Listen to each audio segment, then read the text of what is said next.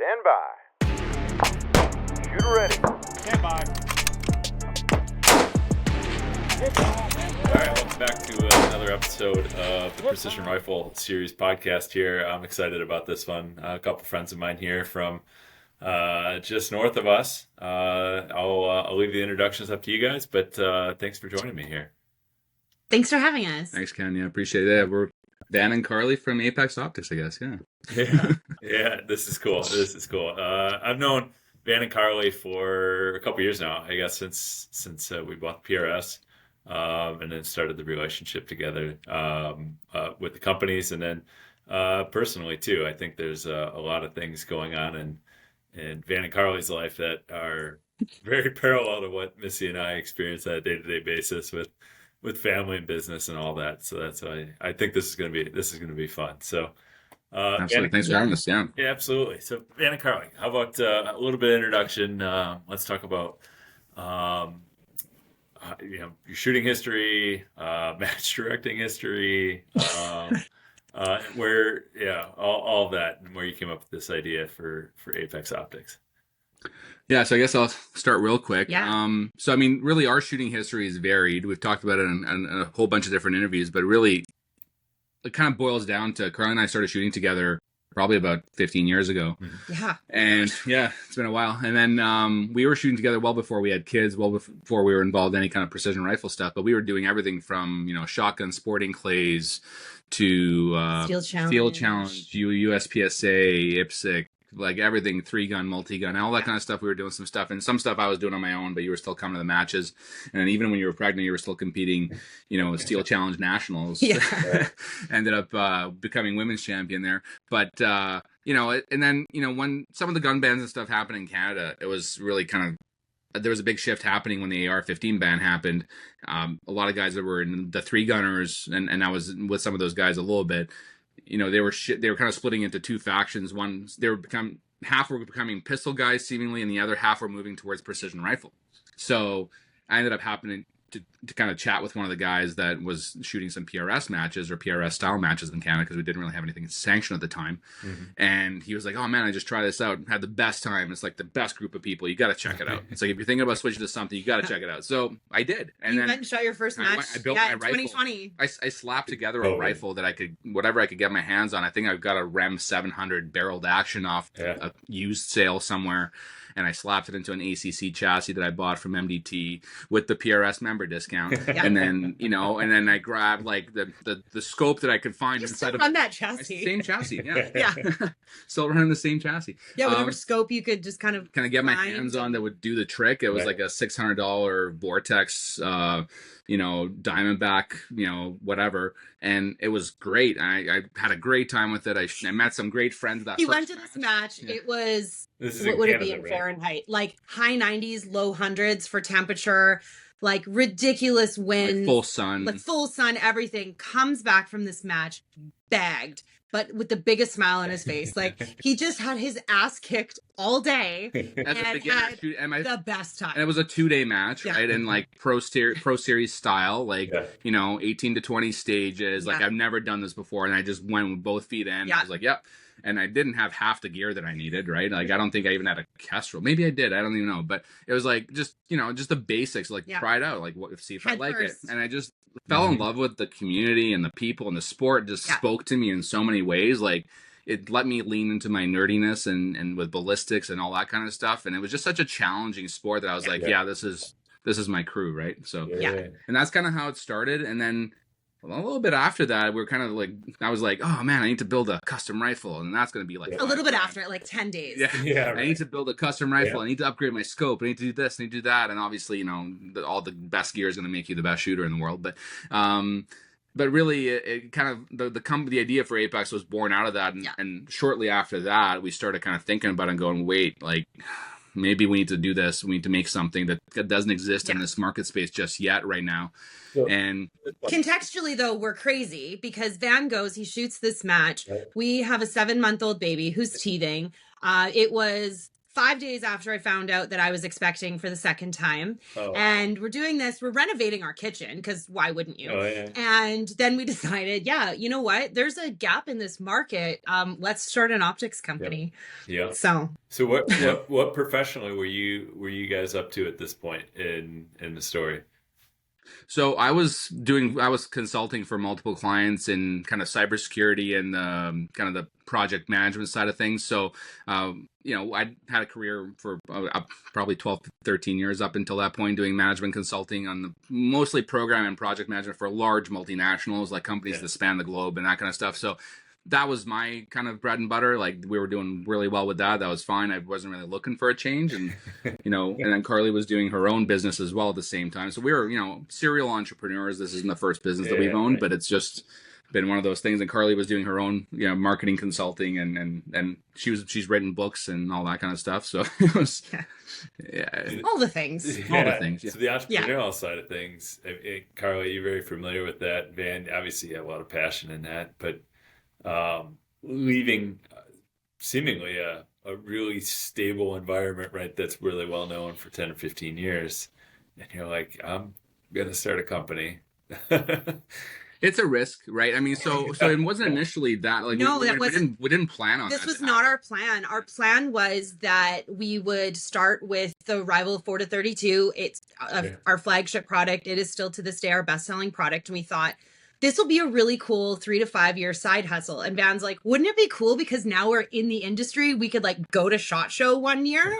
And this was like, this is where we were thinking that was this kind of our was going headspace at the time. Let's just see how this goes. And then fast forward, we pre-sold all of our original inventory, had to ask for double the inventory from the factory, all of those things. And then we get to the point where we're hiring people, and Van can't do two things well. So he's like, my contract is coming to an end with like his current project management contract. And it was at the end of December. And I said to him, you cannot take another contract until after SHOT Show. Yeah. I'm like, you just can't, because it was our first year exhibiting. It was our first year exhibiting. And I'm like, you can't. I'm like, I'll cry. So that's exciting, right? Like, I mean, you don't know what exactly. You have no idea what's going to come, but you're hopefully the show is a win, right? Or boom. Yes. What year was this? Was this 20 or 21 now? This was 2023. 23 was our first year exhibiting. That we had our own booth. Yes. In 2022, which was the COVID show. Yeah. Which was, everything was still coming out of there, but we still had to wear face masks. Like, the attendance was way down. Half the floor was empty. So there was a lot of booth availability, which is how we kind of got the spot that we did. Because so many people had dropped out from that show. Yeah. So we lucked out in that sense that, when we decided to, hey, I think we need to have our own booth at SHOT. We were able to sign up and get in line, and then that following April, we were able to secure our spot. But yeah, it's a big risk, right? Like, I mean, you're hoping for it to work out. You have no idea. It's a leap of faith. Like, everything's trending in the right direction. You're looking at all the numbers, all the projections. You're like, we're making a pretty good living. Like, we're not ever, like, we weren't really concerned with cash, like, thankfully. But, so we had a good, like, savings amount and all that kind of stuff that we were able to invest in the company. And, we've been self-funded since day one. So for us to be able to go like this is like, okay, so the pre-sale went great. Now, but we're working on other products at the same time, because our customers started demanding more things. They're like, we love what you guys are doing. When are you making a hunting scope? The one product side hustle escalated very, very quickly. Yeah, we went instead of like 4 months, we went from 1 SKU to like 9. So it was just crazy. Like, we had to really ramp up development on the binocular line, which is something that I wanted to do anyway, because I'm a hunter and I want good binos for when I'm out hunting. But then that quickly evolved into our shooting team that we already started up with. We had like 10 or 12 guys. We're like, hey, you guys are making binos, right? Like, when are you putting a reticle in them? What? Why would I want a reticle in binos? Like, I didn't even think of it, right? But these guys were like, oh yeah, this would be killer. Like, there were some that existed on the market, but we need to make it better. I'm like, okay, let me talk to the engineers and the R&D team on the bino side. I'm like, let's see what we can make. Yeah. And we came out with it. That one is the one piece where we're definitely a testament to, where we say that we're for shooters by shooters, is we had guys on our team come to us and say, can you do this for us, please? Yep. Even if the factory can only make 10, like, just make 10. Just make them for us. So. Well, that's So we'll talk about that. I think the companies in this sport that do it best are the ones that truly listen to their team, right? Or listen to the shooters and the community and what they're asking for.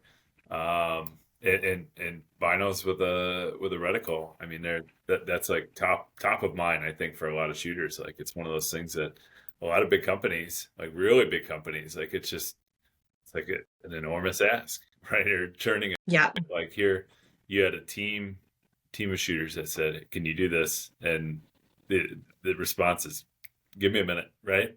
Yeah, let me look into it. Yeah. And then it happened. Yeah. Yeah. All right, I want to talk about the Apex team shooters that you all have. Yeah. Across the country. I mean, I've seen them.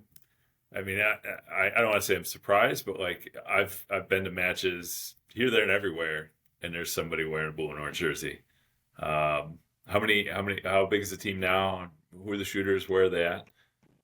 So we are in, I think, 11 countries worldwide with a team of 80 people across multiple disciplines. So not just PRS. So yeah, not just PRS or PRS rimfire. We do have people in the 3-gun space, IPSC, USPSA, Steel Challenge, all over, like IPSC, PCC. So spanning a wide array of disciplines within those 80 people. Yeah. I think it's 11 or 12 countries. But specifically in precision rifle, both centerfire and rimfire, I think we have probably about 55 or so. Yeah. I don't know what Worldwide. the numbers are worldwide, but in the U.S. and Canada, yeah, we have a pretty sizable team, and kind of the intent of the team was originally, you know, as a new company, we were trying to figure out ways like what's the best way to put product out there and to have people check it out, because they might have seen it online.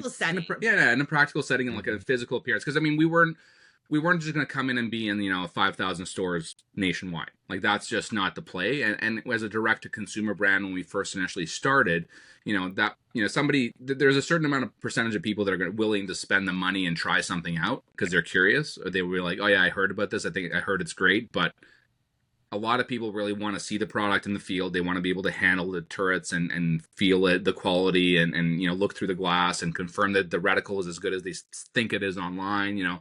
So being able to see the product in person was a huge part of our growth and a huge part of our success story, I think, because it really allowed us to select the right people who we thought were going to be good brand ambassadors for us. It didn't necessarily always have to be the top tier guys, the top 10, 20%. If we can get some of those guys, great. That was kind of our mentality at the time. But really the big thing for us was like, who's going to represent themselves well? Who's going to represent the sport really well? Who's interested in helping newcomers when they enter the sport, when they're at their first match? Yeah. Who's going to be the guy that they go, oh man, so-and-so helped me out the first time I was at a match. I had no idea what I was doing. But I was in his squad. So he just babysat me the entire weekend. And who's helping to grow the sport? And he was shooting an Apex scope. Yeah. So that may translate into him having a favorable view of the company, or, eventually considering us for the next purchase. Like that was kind of the thought process. And for the most part, I think that has been borne out. Yeah. They were an in-field demo team. Yep. Yeah. Where it's like, here, you do you, be your awesome self.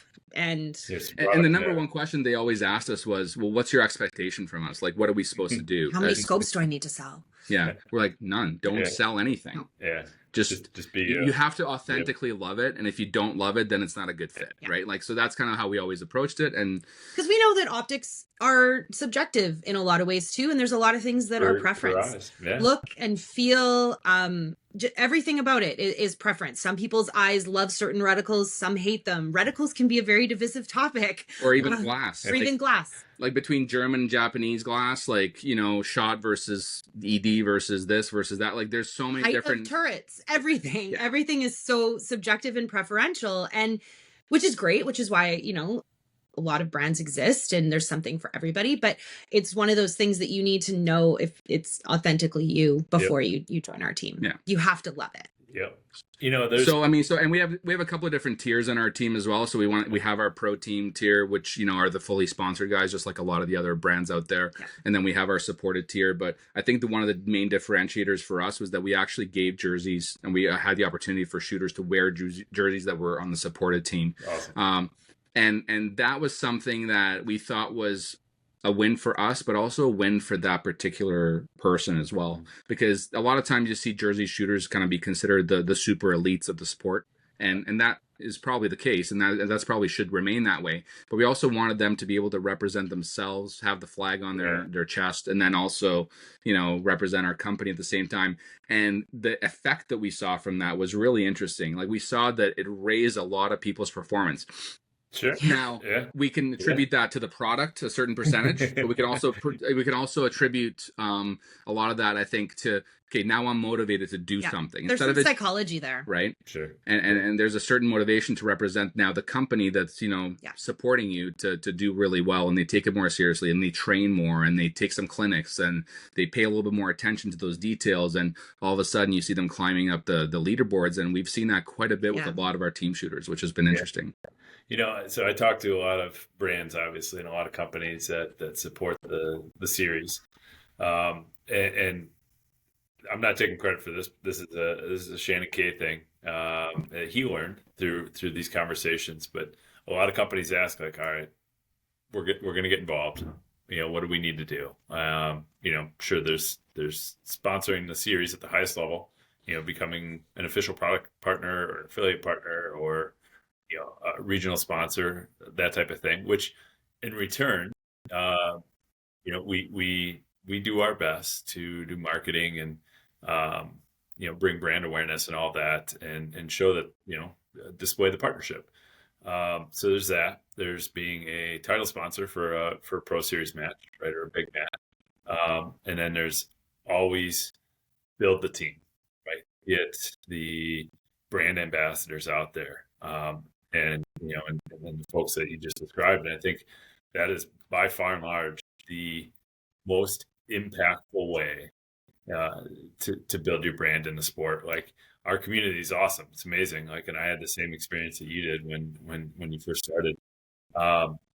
You know, we want to support the folks in the sport around us, and that's all relationships, right? Like, I'm not, and I think we've seen it with other products too, where if there's no engagement, like, oh, that's a great product, but, like, you know, I don't know anybody that uses that, so I'm not going to use it, right? Yeah. That's a big part of it too. Yeah. It is. Let's speaking of absolutely loving a product, and I am not a brand ambassador or a team shooter for a that would be a conflict of interest at a couple of different levels. That would be. So I'll be honest too. You guys gave me a pair of the Summit Pro binos last year at the World Championship, and I asked for them. I hate asking for things. I want to support the companies that support us too, so I have no problem paying for these. You gave me the pair tryout at Worlds last year. I'm not giving them back. I've let a lot of people look through them. Now, given my eyes are a little bit unique too. Like, I've tried a lot of binos. In fact, probably the longest pair of binos that I used for forever were a pair of Canons, image stabilizing. They just work for my eyes. Now, a lot of people have looked through those same ones and they're like, these are garbage. I don't know how you see it through them. And I've tried others since those. And there's always something where my eyes are a little bit stressed, or basically when I look through them, as soon as I come off, I feel like I'm drunk. Like, my stability's off. Like, my eyes have been strained. These Summit Pros are amazing. I look through, they're clear. When I come off, my eyes feel great. And I'm always the guy in the squad now that's like that, you know, that target is 5/10 wide, guys. You know, I'm looking through a reticle, you know, so like buyer beware comes with a little bit of obligation that the rest of your squad mates are going to ask how big targets are. But having that information is paramount. Like, I don't ever want to shoot not knowing how big targets are anymore. Being able to at least look in there and say, all right, you know, if my wind is 4/10, here's where I hold. My wind is 6/10. Like, am I still on target? You know, and being able to do that sort of mental exercise ahead of time.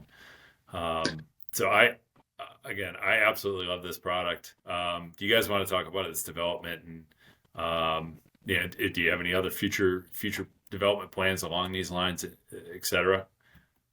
One of the things I will say, we did touch on it earlier, was that it was our team that asked for these. Right. We originally very early on. So when we did release our binoculars at the first time we launched our binoculars, we had our 10 by 42s, 12 by 50s, and then our 12 by 50 pros that have the reticle.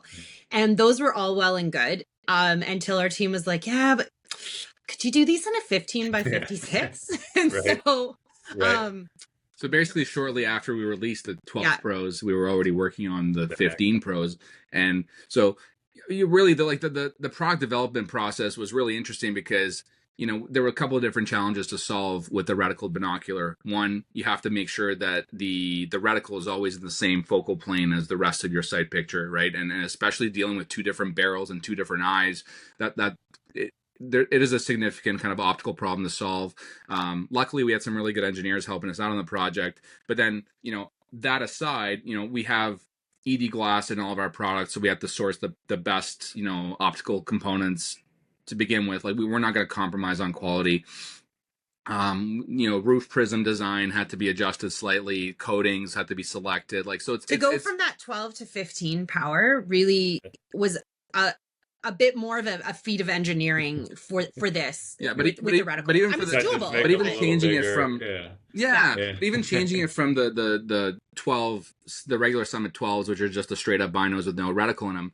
You know, we have to introduce certain other components to the mechanics on the left barrel, right? Yeah, where the reticle itself is. That you can level the reticle. So if, for those of you who've never looked through these, depending on how you mount your binos to your tripod or have them sitting on a bag or whatever, if that reticle isn't straight up and down based on the orientation of the binos, you can grab a control dial, right? And you can adjust it so that it's however level or unlevel that you want. Exactly, and that was originally intended for different face widths as well. So there's interpupillary distance, but you know we have different faces, and kind of the space between the center of our pupils where that light comes through. If you collapse the binos for somebody who has a narrower face, that reticle all of a sudden is going to get canted, right? So we have to be able to have a way to straighten it out. And the same vice versa. If you all of a sudden get them to their maximum or somewhere in between, it's going to be shifted to the right. So, you know, we have to have a way to change that out. And then, you know, one of the problems that we saw with you know, in the iteration of the 1250 pros was, you know, a very, very small percentage of people, I'd say less than 3% of users that ever tried them complained that they couldn't get their eye to focus with the left, between the left and the right and the reticle having the same focus.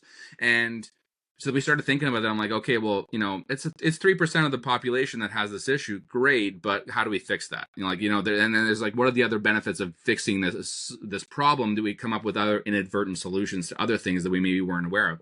So we started playing around with that. So when we were developing our 15 Pro 2s, you know, we upgraded the prism system. We went to a double ED lens. So like the 15 Pro 2s compete with like the highest grade binoculars from any of the other European brands. I can put them up side by side against those. They're big and heavy, but they're not really meant to be carried around on a chest rig. They're meant to be on a tripod and that kind of stuff. But heavy's we have good in wind, right? Yeah, heavy's in wind. Heavy's okay. Yeah, for sure. We've had a whole bunch of warranty claims of people. It's like, hey, so the wind caught my tripod with the sail on it, you know, with the big the workstations that everybody has on there now, and it's like, yeah, my bino smashed against this and that. And usually it's just the tripod adapter that's lodged in there. Usually the bino survives, so we have to they send it back, we drill it out, we tap it out, and we get them a new set, and they're fine. But when we're working on the innovation for the 15 Pro 2s, we went to a double stack ED lens. We upgraded the prism system, but we also introduced a left eye reticle focus wheel. So there's an independent reticle focus on those that you can actually adjust the focal plane of the reticle itself only. So once you get the sight picture perfect, now you can independently manage the clarity of the reticle in your left eye. 3%. Yeah, she's one of the 3%. So I also am a left-handed shooter too. So with my left eye, with my left eye dominance, the reticled binos just mess with my head. And so being able to do this actually made it a lot better for me. But even with being a left-handed shooter, the throw lever on the Rival gets caught in my bolt. So we designed a reversible throw lever for me and the other lefties out there as well. Close to the other side. Yeah. So yeah, when you go to the extreme end of the magnification, we don't forget about the 3% because half of the company is. Yeah. So because Madeline shoots left too. Yeah. So yeah. No, that's awesome. Yeah, I'm a huge fan. I think I've done a good job letting all of my squad mates and all that know, especially when I'm squatted with the guys that use other optic brands. Well, welcome to the field demo team. I appreciate it. It is funny though, because people having them in squads, we sell a lot of reticled binos on Mondays and Tuesdays. I would imagine. So, and they're a great price too. I mean, the 12 by 50s are the ones that I have. I think U.S. street value is right around $900. I think it's like 850. Yeah, 900. Yeah, something like that. Yeah. For somebody jumping into the sport brand new, or maybe listening to the podcast trying to get into this, that may sound like a lot of money. And I'm not saying that's not a lot of money, but you can spend, relatively speaking. Yeah, you can spend a lot more money on binos than that with lesser features. That's for sure. Yeah. And obviously, not even a side note, but in your face note, these binos are the official binos of PRS. That's a spot that was left vacant for 2024, and then 2025 when it was available. Obviously, Carlee and Van were the first call. Like, I think I would be honored if you guys had this position. So we're very excited. Yeah, we were absolutely. When you approached us about that opportunity, it was a no-brainer. Yeah. Like, yep, absolutely. That's great. Yeah. I mean, honestly, it was made for PRS, so why wouldn't it be they just made perfect sense to us. Yeah. So yeah, it's awesome. I love them. Thank you. Let's talk some shooting and some matches and whatnot. So 2024 was also the first year the Apex. I'm going to get it wrong. Canadian the Apex Rocky Mountain Challenge. Yes. Good match. Won by actually an Apex shooter and fellow Canadian too, right? Yes. And a junior, Chase Beckley. Yeah. It's really funny actually that a Canadian won it, because everybody always says the Americans come up and they win all our matches and it's easy points for them. And so everyone's like, if an American comes up and wins your match, everyone's going to be all butthurt about it. So we got a separate trophy made for a top Canadian. Because we figured we had at that point we had, I think, 10 or 15 U.S. shooters coming up to the match. We already have that many registered this year already for the 25 version. But so if anybody sees pictures of Chase with 3 trophies, that's why, because he won top junior, he won first overall, and then he also got top Canadian. That's good. Yeah, which isn't a PRS requirement, that, but we're like, we should do this just for patriotism. So Yeah, it's funny because he was squatted with the super squad of that whole match, and they watched try and train for Worlds. And they watched him perform all weekend, and they were blown away by the kid. I mean, there were some tough, windy conditions. Obviously, we had some challenges with the grass growth that year, and it was very tall, so there's not a lot of splashback, and you can really spot a lot of misses. So obviously, we're making adjustments and that kind of stuff for those situations for this year's match, but and we're improving a whole swath of things, including a lot of the props and making some changes to that. But realistically, like, people were actually coming to us after the fact, and we heard through the rumor mill, they're like, they gamed it so that Chase could win. We're like, wait a second, like, first of all, that's physically impossible. There's no way to do that. It's like with the guys that were chasing were all in his squad, they would have called it out right away. 100%. So they're all tracking each other's points and how much everybody's dropped. You know what it's like. So no, they weren't surprised when they saw him pull away with the win, because they already knew. But it was. But yeah, no, we that was a really special match for us, because we were really honored to bring the Precision Rifle Series Pro Series back to Canada for the first time since 2021 or whatever it was. And we were excited to do that because, we had talked about it a bunch of times. We're like, man, we should really have Pro Series matches up here. Like, how come we don't? And historically, we had the Canadian Sharpshooter Classic for a couple of years, and then COVID hit and kind of messed up all that. And then a lot of match directors lost land that had originally hosted these PRS matches in Canada. So that was a big part of it. So we worked really hard and try to get it back. And then the same thing ended up happening to us. We ended up losing our land too 6 weeks before the match. So we had to scramble really hard, and we put one of our team members on full time, like, hey, your entire job for the next bunch of weeks is call all these landowners. I don't think any of us slept until we had a contract for land signed, and she called over 100 people to get land. It is very hard to get land in the Calgary area. The ranchers do very well, so they don't need the money. They don't need the hassle. They don't care. But the fact that that happened after we lost the land, if anybody knows the two of us, if we decide something is going to happen and we are going to do something, it will happen by just sheer will and resolve. So we were very determined to make sure that we didn't cancel the match and that we put on as best of a match as we could, and we invested a lot of money, and I mean it wasn't a profit center for us. Everybody knows as a first-time match director, it's not a cash cow. It wasn't for us here in Wisconsin either. It was probably by the fourth year that we actually made a little bit of money on our pro series. Right. And it's a huge amount of effort and a huge time commitment, and but we really did it as hey guys, we can bring the pro series back to Canada, and it doesn't just have to be us. We don't think that we were part of this elite group and nobody else can host a pro series match. That's our thing. It was like, no, see, look, it can be done. Look at this. Let's grow the tent. Let's have as many as we can up here, right? Join us, won't you? So we really saw it as a way to showcase the ability to do that and really try and grow the sport under one umbrella, everybody pulling in the same direction, under one set of rules, standardizing this just for all of the athletes, and a way to grow the sport. And being able to host a match close to a major center like Calgary is fairly unusual, and we all know that. For any match across North America, we know that. And so to be able to do that meant that a lot of people could just come out for the day and check it out and see, okay, what is this? I've heard about this, but I don't want to have to drive 3 hours. We had a lot of that. We did. We had a lot of spectators come by, and it was really great. It was a really great way to kind of just showcase our sport to a wider swath of people. And we have plans on how we're going to even expand that this year in July for 25. And we've already booked the fancy bathrooms, so don't you worry.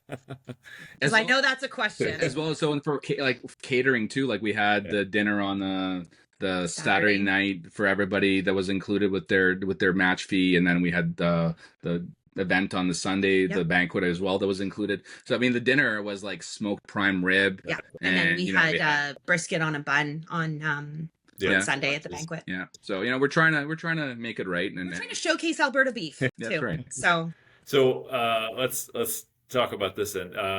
It's not just the Apex Rocky Mountain Challenge that weekend too, right? The week after the match, right, is the Calgary Stampede, or is it the week before? It's during. So it's the weekend before that it kicks off, and it's that whole week during the week prior to the match, and then we're technically in the last weekend of the Calgary Stampede. Okay. So that's a huge. I mean, I don't know if everybody's heard of the Calgary Stampede, but it's massive. I'd heard about it. Yeah. We took a family trip in 2011 that went up through Calgary and then west from there, and that was the first I'd heard about it. But it is a huge deal. Right. It is. It is dubbed the greatest outdoor show on earth. It had its 100th anniversary a couple of years ago. Sure. The Stampede is just very much like us. The show will go on regardless. Yeah. Calgary flooded, and most of the Stampede grounds flooded a bunch of years ago. 2 weeks before. And the slogan was hell or high water. I mean, it happened during COVID. They found a way. They always find a way. Yep. It is the biggest event for economic drive in our city, but it is known as, like I said, the greatest outdoor show on earth. The Calgary Stampede sends ambassadors around the world. Oh, let's tell them what it is, though. Yeah, so basically it is a state fair on steroids. Okay. With a rodeo and a concert series that cannot be beat. We have rodeos every afternoon and chuck wagon races every evening with a grandstand show. Chuck wagon race? Chuck wagon race is basically like a covered wagon where you got to throw like a stove and a few other things in the back, and it's a horse-drawn wagon, and they race around a track. Team of 10 horses or 6 something horses, like that. It's crazy. It's fast. So the first time I ever went to chuck wagon races, I mean, growing up in Calgary was, going to the Stampede, and I was like, this is cool. Because they usually have it in the evenings, and they have a big show afterwards. It's basically like a Vegas-style outdoor show with fireworks and acrobats and all the things. And there's fireworks every night after the grandstand show. But I mean, it's great. It is the I think rodeo. they spend $1 million a night on fireworks. It's the largest purse in the professional rodeo circuit. Okay. Yeah. So I think so the it's a winner big gets deal. like $1 million or something crazy. It's like it's insane. So I mean, you have the biggest It's a rodeo big stars. draw. Like there's bull riding, there's barrel racing, there's all sorts of stuff. So if you're into Steer that, wrestling, all that. but it's literally like if you guys go to the county fairs in the States, it's literally that, probably State fair. State fairs, sorry, yeah. state fair, like 2 or 3 times the size of that as far as like rides and food and all And that it stuff. takes over the entire city. So there's pancake breakfasts every morning all over the city For that free. are free. Yeah. There No joke. are lunches and events and corporate events and all those things. It is really like a 10-day all-consuming event for our city. Okay. And on the Friday before, there's a parade, and people come, like I said, from all over the world to see this. It is one of those things that is an amazing experience. Okay. But with that, we're also, depending on where you are in the city, but about 45 minutes to Banff National Park, an hour and a half to Lake Louise. We're 3 hours to Fernie, 3 hours to Golden, 2.5 to Emerald Lake and Yoho National Park. Which and are all just those things. amazing Yeah. destinations. I'm Three sure. hours from Jasper. So really, I mean, that's why we scheduled the Apex Rocky Mountain Challenge when we did. Yep. Just because we wanted to be a destination match, because where we live has so much to offer, to the point where we have travel guides on our match website. And, I'll give you my favorite restaurant recommendations in Calgary and Banff and Canmore. You want a personalized trip, you want to bring your family, but your kids want to go do something during the day when you're shooting the match, I'll give you 10 places you could take them that would be awesome. We really want to add that personal touch for the people that do come to our match. And I do know that places like Banff and the Canadian Rockies are bucket list for a lot of people. And by the sounds of it, like a lot of wives. So we're like, come for the trip, stay for the match and that kind of thing. So, and with our Saturday night banquet, we do offer extra tickets. So if you do have a +1 that, maybe went hiking all day and didn't want to come to the match, but wants to come to, the Saturday night social, that social aspect is again something that we really wanted to bring back to the sport. We don't all get together in concentration all that often. So let's have an event where we can all hang out. If you want to, we can all go our separate ways for the Saturday night before we compete again on Sunday. But, if we're all there, and why not? Why not introduce an opportunity for community? Yep. That's awesome. So if I'm a shooter in the United States and I'm thinking about, destination matches, this should be on top of the list, but try to get there a few days before the match, right? And try to experience the Stampede. Yes, and then maybe, I would. Yeah, and then maybe even stick around a few days after the fact, and like you said, go to Banff, go to Canmore. See the one of the coolest things for me back in 2011 when we came there, the 1988 Winter Olympics, right, was in Calgary. Yep. That's right. Yeah, you can the bobsled track is open year round, and you can ride down the bobsled track with. Yeah, that's 5 minutes from our house. It is, It's yeah. great. It's awesome. We're one of the only cities in the world that actually holds as much Olympic legacy, because we left so many of our facilities intact for those types of things and for tourism. So a lot of our Olympic athletes, most of them train in Calgary regardless for the next Olympics. So all the facilities are still there, and they have a lot of stuff that's open to public that you can try out. So you can try the bobsled stuff. Yeah. I think they used to have a thing for the ski jump, but I can't remember anymore. There's a zip line there now, I think. Yeah. So I think we walked up to the top of it and then walked back. Yeah, up, there's a but- tea house up there. Yeah. But yeah, I mean, for U.S. shooters coming up to, or any other international shooters that might be interested in coming, a lot of questions that we get as MDs is like, how easy is it to get a firearm into Canada? Yes, It's like, well, let's if it's a answer that. bolt action rifle, Yeah. super easy. There's no limitations. There's no restrictions. The only restriction is on gas guns right now, and we're hoping to get a change of government to fix that in April here. We have an election coming up. Fingers crossed. It's not looking great right now. No suppressors, Did- no semi-autos. Yeah, no Okay, suppressors, yeah. no semi-autos. Brakes of any kind are fine. But yeah, it's and it's like a $25 form that you fill out at the border when you get in there with customs. You declare it, you have the form pre-filled out, you hand it to them, you sign it in front of them, and you pay your $20 or whatever, and off you go. So that's it. Like there's no pre-homework or anything like that. Just No. And that's $20 Canadian. So right now, it's like That's $11 like 15 US. US or 12. yeah. That's another great thing about the Canadian matches this year is the exchange rate is about 1.48 right now. So You're getting 50%. 50% off on Pro your Series dollar. match fees. Okay, that's crazy. So then getting back in from Canada back to the U.S. Is there anything special that we need to do, or is the same form kind of the declaration kind of work? No, so the declaration is only for the Canadian side. I mean, and I think the U.S. Customs will just take that form as proof that you brought those into Canada. That's what you brought with you. That you're not bringing anything new home. Yeah. So we didn't hear any issues with any of that going back. Because if you are gonna, let's say, come up to Canada and you win a rifle or you purchase a rifle or something like that, if you're gonna take it back with you, you do need paperwork for that. You need an export paperwork out of that. Yeah, but whatever. To bring back what you brought up with you is no problem. Yeah. Right. No, and that awesome. piece of paper, like you said, is proof of that. Yes. So that one piece of paperwork I think is good for the year. So if you come up once for one match, it's good for a full calendar year, 12 months from there. So you can keep with the same form back and forth. So it's not like $20 every time you cross. Yeah. So we have 4 Pro Series matches in Canada this year, and so you really only have to do the form one time. So let's talk about that a little bit. Obviously, we've worked together on a number of things, and your relationship or your responsibility on the Canadian PRA board, right? The Canadian rules for qualifying for the IPRF require shooting more, or puts more emphasis on shooting more precision rifle series sanctioned events, correct? Correct. So for our qualifications for CAPRA, which is like the Canadian equivalent of U.S. PRA. Yep. It's our IPRF board for our country, is that we are only accepting matches that use the Precision Rifle Series affiliation just because of standardization. It's the easiest way for us to standardize our qualification process. Yep. Which obviously benefited the PRS. I mean, we're working together on this, but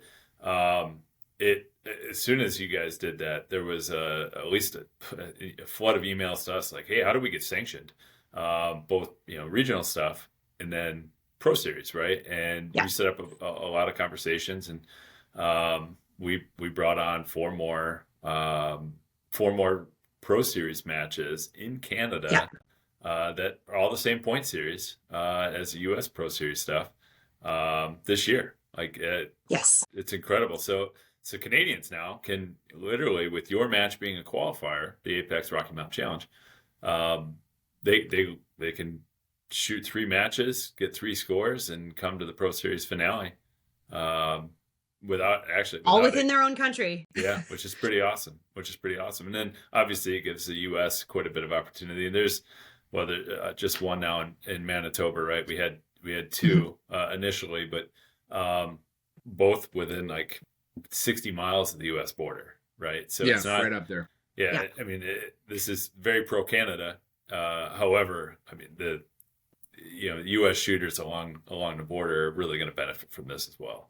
Yeah, absolutely. And I think that the matches that were selected or invited to kind of come into the fold were guys that have been holding these matches for many, many years, and they've held high quality 2-day matches for a long, long time, and it was just kind of a no-brainer. So when Carlee approached him about this and started talking about the new region and all the other stuff, it's like, hey guys, like, listen, we don't want to be the only game in town as far as Pro Series matches. Like, there's a massive benefit if we can have them across the country. And obviously there are some geographies in Canada where that's not necessarily possible, like Ontario and Quebec right now, but hopefully that changes in the future. But the Eastern provinces, they just, quite frankly, don't have the physical space to be able to host a Pro Series match of that size. They don't. It's hard for them to have a regional center fire match just because of space. Some of the things, it's just not as available, not as friendly, right? Exactly. Yeah. So that's the thing. It's like, those guys coming on board, I think, is a huge win for Canadians. But it's a huge win for the PRS, obviously, and the ability for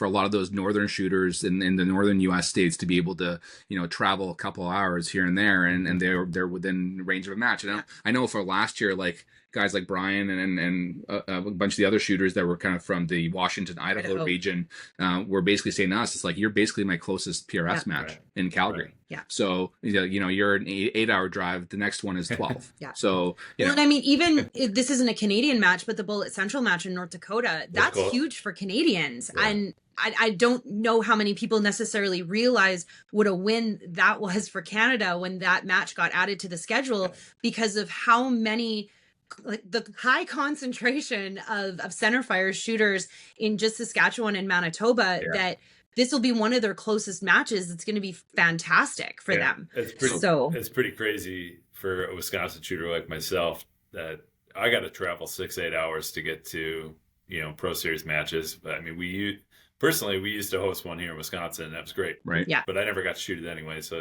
it didn't matter as a shooter.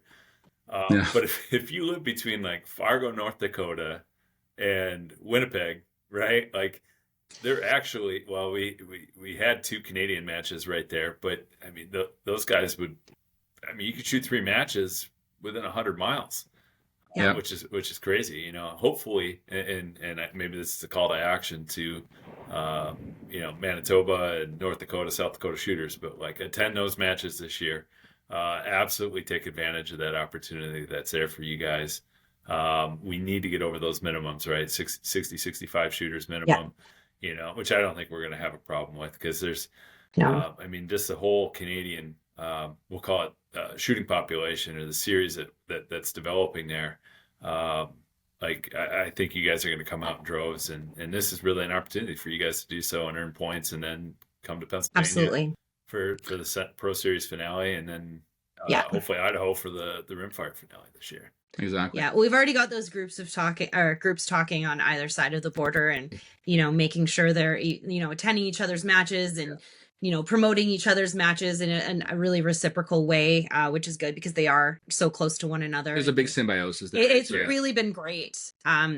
Just that, like, again, that sense of community, right? Yeah, for sure. And I mean, the regional series too is growing big ways in Canada, and that's something that we've locked. This is the first year of it. It's it's slow to start, but it's good. I mean, I'm pretty excited. Are you excited, Ken? I still am. Yeah. I mean, this was so to catch everybody up. Carlee is the regional director for the Foothills region for our regional series, which is essentially the whole shooting population of Canada. They're central to west, right? Is the foot? It's a huge region, and thank you for managing that.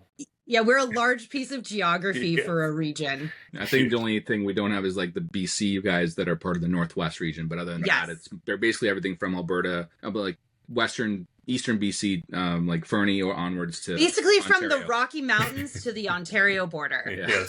Yes, and north of the 49th parallel. That's our that's our area. Which is still is going to develop. It's going to take a couple of years before you end up with like this really, really big population of regional shooters that really understand it. Usually it takes at least 1 year, right? Where people are like, well, what am I really earning points in this region for? Okay, there's standings, but what does that mean?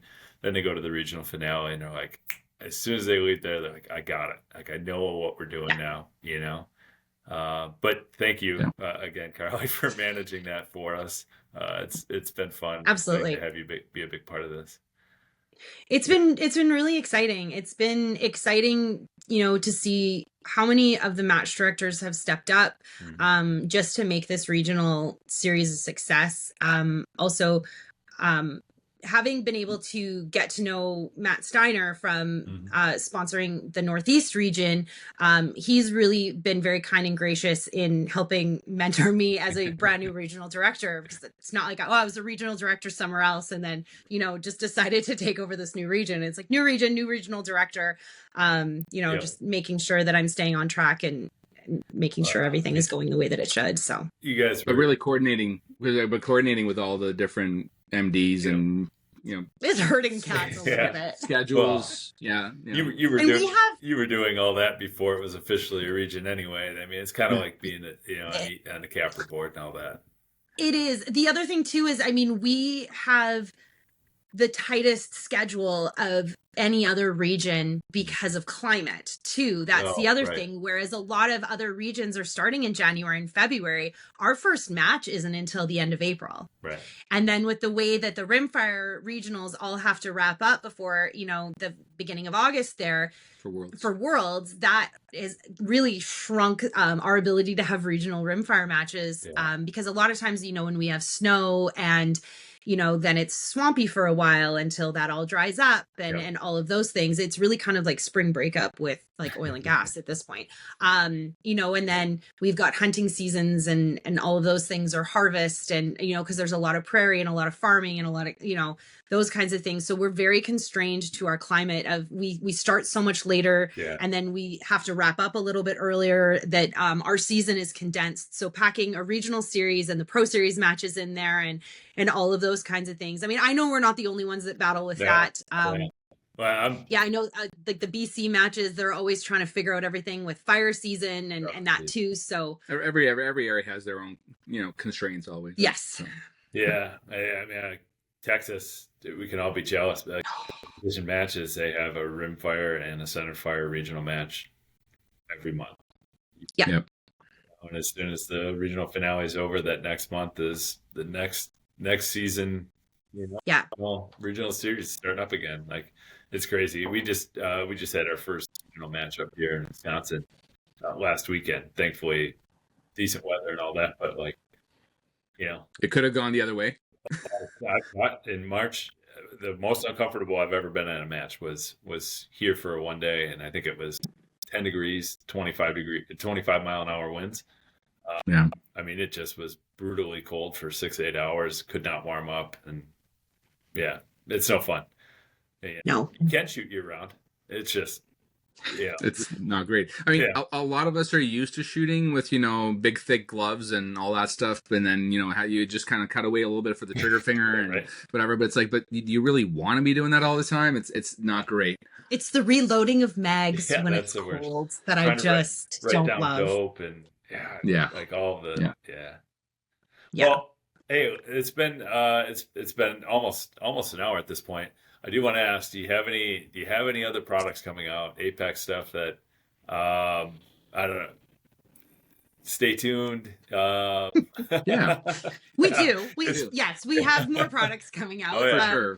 Yeah, we did actually say that, we did announce a couple of products at SHOT Show this year, one of which will be available. We're hoping July this year, which is our variable zoom prism sight, which we're very excited about. But we figure we'll probably have some mid-year product announcements this year as well. There's a lot of things in the product pipeline. So stands that we're very excited about. You don't have to ruin any surprises or anything right now, but it's just but we do have here. We do have some like mounts and accessories coming out as well. Cool. So we have some 34 millimeter rings, or competition rings, are going to be coming out, and then we do have some lightweight hunting rings as well that are coming out, and then a variation of some accessories for our red dots and mounting them on pick rails and on scopes and that kind of stuff. So just little bits like that. So we'll have more on that, in the next month or so. But and new swag, because people have been asking, so I might as well say it here. But there are lots of products in development. Some a few that are very, very, very specifically PRS oriented. We're already working on our next generation rifle scope. That's gonna be, we're hoping to be right up with the top tier players across different, I guess, measurements of quality and features. So there's gonna be. There's a lot of exciting things happening, and the majority of my days are spent in meetings and R&D chats and that kind of stuff. So what do we say? Never stop, never stopping. Oh my gosh. It's we've had to divide and conquer with a lot of our R&D efforts and things like that too. Just Carlee's been working on a couple of side projects as well that she's been working with the factories on too. So a lot of exciting things happening. Yes. Sure. That's awesome. Stay tuned. It's going to be a big 18 months. I'm excited about it. Like I said, I use your binos. Absolutely love them. I'm very proud that they're the official bino of the PRS. And I'm proud to call you guys friends too. This is it's been a great relationship for the last couple of years, and this has been a podcast I've been excited to do for a little while now. So thank you guys. Thanks, Ken. No, we appreciate it. Thank you for having us. And right back at you. We love working with yourself and Missy, and then obviously the PRS is like a supernatural fit for us because our company was, started out of the sport. It's primarily geared towards making products for this sport, and obviously now other shooting sports as well, and hunters. But we're going to keep pushing the envelope on stuff and keep making things, and other companies in the industry are making great products, and they're pushing the boundaries, and we're going to be right there to push them and going to exceed those expectations as well with the stuff that they're making. So we're all making each other better, and I think at the end of the day, the shooters and the end users are going to have better products to use over and over again. So, and thanks for being an awesome friend. Yeah. Absolutely. Well, thank you guys.